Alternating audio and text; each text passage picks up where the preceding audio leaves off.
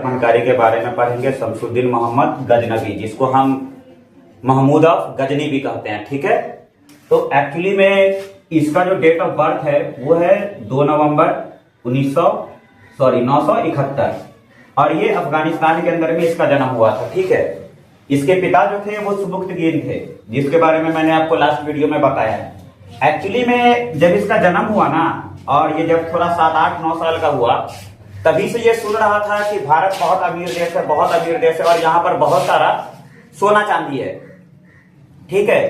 तो ये उसी समय डिसाइड कर लिया था कि मैं जब बड़ा बनूंगा ना तो भारत के ऊपर मैं आक्रमण करूंगा, ठीक। तो 997 में क्या होता है कि सुबुक्तगिन का डेथ हो जाता है, और सुबुक्तगिन के डेथ के बाद उसका जो सौतेला बेटा होता है वो तख्ती क्या करता है, पलट करके तख्ता और बैठ जाता है खुद राजा बन करके। लेकिन गजनवी जो है वो अपने भाई को तख्ती पर देखना नहीं चाहता है और उससे युद्ध कर करके उसको मार देता है और 998 में राजा बन जाता है।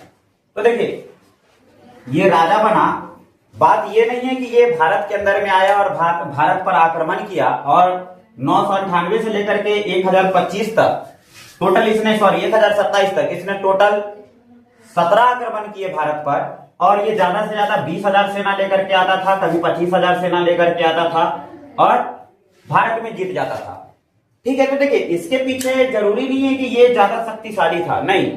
भारत के भी अंदर में जो उस समय में राजा सब थे उनके अंदर में एकता नहीं थी, यूनिटी नहीं थी, ठीक है। तो देखिए, सबसे पहला आक्रमण जो ये करता है वो गुजरात के ऊपर में करता है, और उसके बाद 1001 से लेकर के 1002 के बीच में, ठीक है, यह आक्रमण करता है। जिस आक्रमण का जिक्र करना जरूरी था, यहां आक्रमण करता है। और आनंदपाल, इसके पिताजी थे विजयपाल, जो क्या होते हैं कि इस युद्ध के बाद हार जाते हैं, और ये इतना हारे थे कि लास्ट में इनको बहुत गिल्टी फील होने लगता है और ये आत्मदाह कर लेते हैं, खुद को आग लगा लेते हैं, ठीक है। उसके बाद देखिए 1004 में ये क्या करता है कि उच्च के ऊपर में हमला करता है, ठीक है। फिर इसी तरह से 1005 में ये मुल्तान पर आक्रमण करता है। 1007 में पंजाब पर आक्रमण करता है। 1013 में नंदसा पर अटैक करता है। ये नंदसा आज का जो हमारा मध्य प्रदेश है उसी को कहते हैं हम नंदसा, ठीक है। इसी तरह से 1017 में ये कन्नौज पर आक्रमण करता है, चित्तौड़ पर आक्रमण करता है। और उन सब में से जो मेन आक्रमण था इसका, एक आक्रमण था 1021 में, ठीक है, जो ग्वालियर पर अटैक करता है ये, ठीक है। और यहां के राजा थे गोंडा।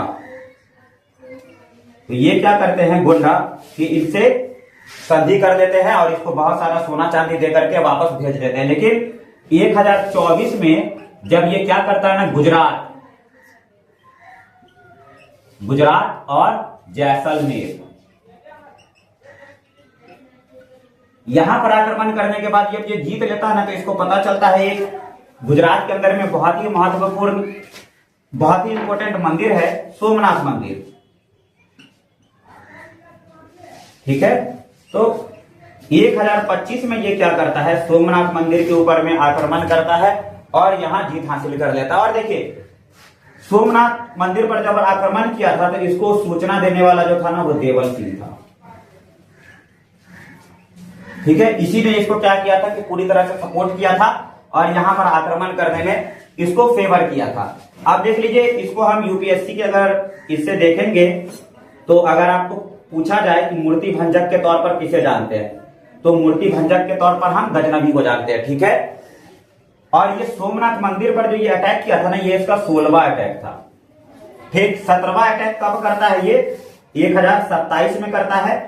क्योंकि जब ये सोमनाथ मंदिर को लूट करके जा रहा था ना, तो उस समय में गुज्जर और जाट लोग जो थे वो क्या किए थे कि इसके ऊपर में अटैक कर दिया था। तो इस समय में इसकी सेना उस समय में इसकी सेना जो थी वो कमजोर थी, तो ये वहां से चला जाता है। हारा हुआ था, जीता हुआ था, बहुत सारे लोग परेशान थे इसके, तो ये चला जाता है।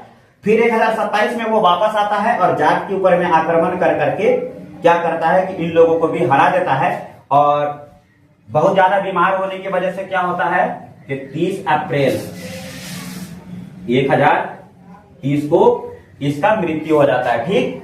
तो देखिए, यूनिटी कभी भी रहेगा आपके अंदर तो कोई भी कितना भी आदमी लेकर के आ जाए वो जीत नहीं हासिल करता है। लेकिन सबसे बड़ी बात थी कि हमारे यहाँ शुरू से आप इतिहास उठा करके देखेंगे ना, ये सिर्फ 1915 1917 गांधी जी की बात नहीं है।